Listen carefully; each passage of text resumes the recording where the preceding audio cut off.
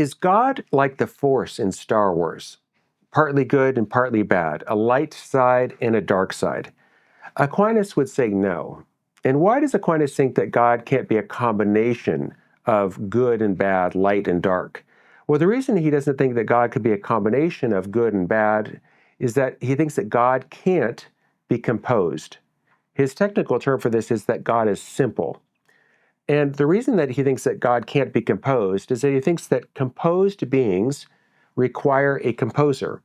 So think about your car. Your car is a composed being. It has windshield and tires and metal and all kinds of things.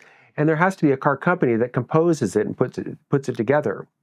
So composed things require something prior to them that composes them and puts them together.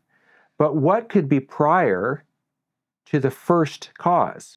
Well, there can't be anything prior to the first cause. If it's really the first cause, well, then that's the first. There's nothing prior to it.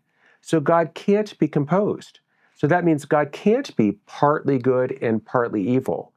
God has to be either wholly good, 100% good, or 100% evil. And Aquinas reasons God can't be 100% pure evil, because something that is pure evil is something that doesn't exist. To be evil is to lack due perfection. So if you had some entity that lacked all perfection, it wasn't strong, it wasn't intelligent, and it lacked the perfection of existence, well, if it lacks existence, it just doesn't exist at all. But if the first cause is going to be a cause, it has to exist. So God has to be not pure evil and not composed of partly good and partly evil, but pure good.